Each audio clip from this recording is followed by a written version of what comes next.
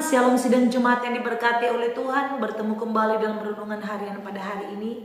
Saya percaya kita semua diberkati Tuhan. Mari kita siapkan hati dan pikiran kita untuk menyembah Tuhan dan merenungkan setiap kebenaran firman Tuhan. Saat ini kita mau bernyanyi dari Kidung Jemaat nomor 426. Kita harus membawa berita. Kita harus membawa berita pada dunia dalam gelap tentang kebenaran dan kasih dan damai yang menetap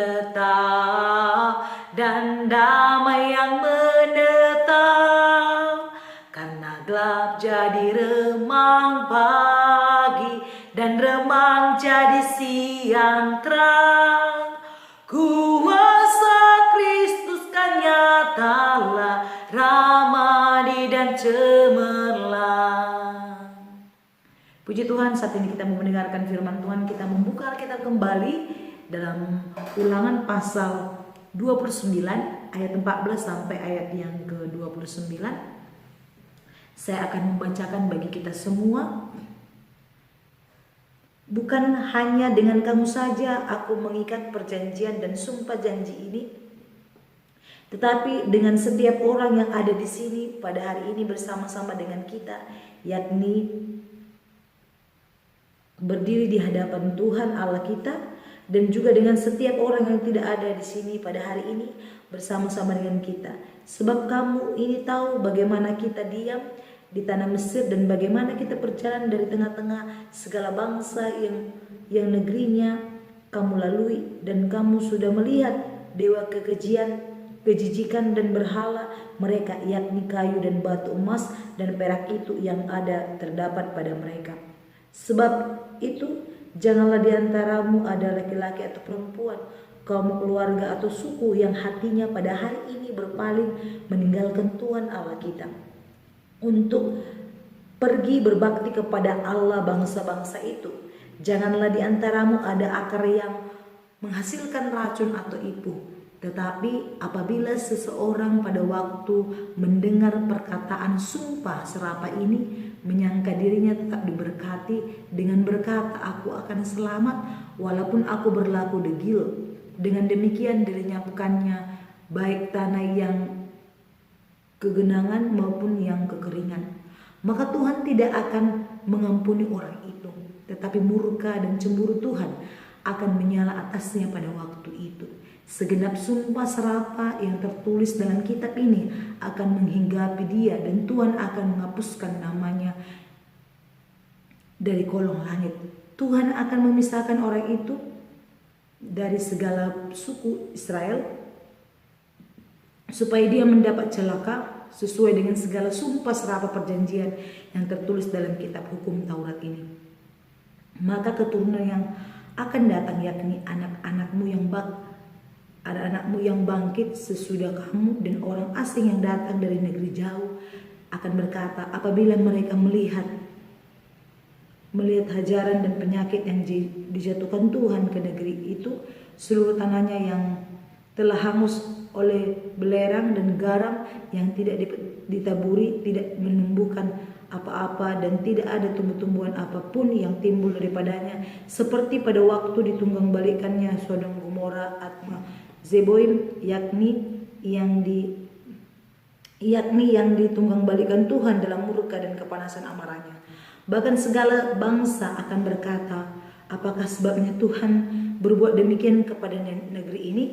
Apa artinya murka yang hebat bernyala-nyala ini? Maka orang akan menjawab, sebab mereka itu telah melalaikan perjanjian Tuhan Allah nenek moyang mereka, yakni perjanjian yang diikatnya dengan mereka ketika mereka dibawanya keluar dari tanah Mesir, dan sebab mereka itu sudah pergi berbakti kepada Allah lain dan sujud menyembah kepadanya, yakni Allah yang tidak dikenal mereka dan tidak diberikan Tuhan kepada mereka sebagai bagiannya. Itulah sebabnya murka Tuhan mengikat terhadap negeri ini, sehingga didatangkan ke atasnya segala kutuk yang tertulis dalam kitab ini.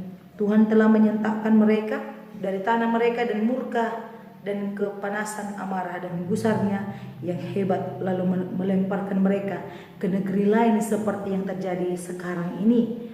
Hal-hal yang tersembunyi ialah bagi Tuhan Allah kita, tetaplah hal-hal yang dinyatakan ialah bagi kita dan bagi anak-anak kita sumpah selama-lamanya, supaya kita melakukan segala perkataan hukum Taurat ini. Puji Tuhan, jemaat yang diberkati Tuhan. Kita sudah membaca dari ayat yang ke-14 sampai ayat yang ke-29, sambungan dari renungan firman Tuhan pada hari yang lalu. Jemaat yang diberkati Tuhan, pada saat ini saya mau membagikan tema bagi kita semua, yaitu perjanjian Allah diperbaharui. Jikalau sebelumnya kita belajar tentang perjanjian Allah, namun sekarang kita belajar tentang perjanjian Allah diperbaharui. Jemaat yang diberkati oleh Tuhan, kenapa perjanjian Allah bisa diperbaharui? Kita melihat sini Musa menyuruh seluruh bangsa Israel berdiri di hadapan Allah untuk mengadakan pembaruan perjanjian. Perjanjian ini sifatnya mengikat sebab Allah menjadi Allah Israel dan Israel menjadi umatnya. Untuk mencegah terulangnya sejarah pemberontakan kepada Allah, Musa mengingatkan mereka akan dosa penyembahan berhala. Jemaat yang diberkati Tuhan, kita sudah melihat tadi kenapa perjanjian Allah diperbarui. Artinya diingatkan kembali, karena kita melihat latar belakang bangsa Israel yang dimana ketika mereka berada di tanah Mesir, mereka terkadang menyembah Allah lain selain dari Tuhan Allah. Mereka menyembah Allah lain, menyembah patung emas, dan mereka sujud meminta sesuatu pertolongan dari patung atau dari Allah-Allah lain. Itulah yang membuat Tuhan sangat murka kepada bangsa Israel. Kenapa? Kenapa Tuhan sangat murka? Kita melihat Tuhan bukan kurang baik, Tuhan bukan kurang melihat mereka, Tuhan bukan kurang memperhatikan mereka. Tuhan selalu memperhatikan mereka. Namun terkadang mereka tidak menyadari bahwa penyertaan Tuhan itu nyata dalam setiap perjalanan orang Israel untuk keluar dari tanah Mesir. Tapi mereka ingin selalu berkat, ingin selalu mujizat, tapi mereka tidak mau menyembah Tuhan itu dengan baik. Sehingga ketika mereka tidak mendapatkan satu mujizat, maka mereka akan berpaling daripada Tuhan Allah. Mereka akan pergi kepada Allah lain, yaitu menyembah patung emas yang dibuat oleh manusia. Inilah yang menjadi murka Allah, sehingga Allah mau memperbarui perjanjian itu. Perjanjian Allah apa yang mau diperbarui? Yaitu Dia membuat suatu pengikat perjanjian bahwa umat Israel adalah umat kepunyaan Allah. Dan kemudian Israel kepunyaan Allah, dan kita atau orang Israel itu adalah Tuhannya adalah Allah, tidak ada yang lain. Dan Musa pada saat itu mengingatkan bangsa Israel bahwa Allah rindu bahwa umat Israel yang menjadi Allahnya adalah Tuhan Allah, bukan yang berhala yang didirikan oleh tangan manusia sendiri yang tidak bisa melakukan apa-apa. Itulah suatu perjanjian. Dan mulai sekarang dikatakan oleh Tuhan Allah, kamu adalah umat kepunyaanku. Artinya kalau sudah milik Allah, berarti tidak ada lagi yang berkuasa, tidak ada lagi yang boleh mengambil. Sehingga mereka terikat oleh perjanjian itu. Artinya mereka tetap adalah kepunyaan Allah.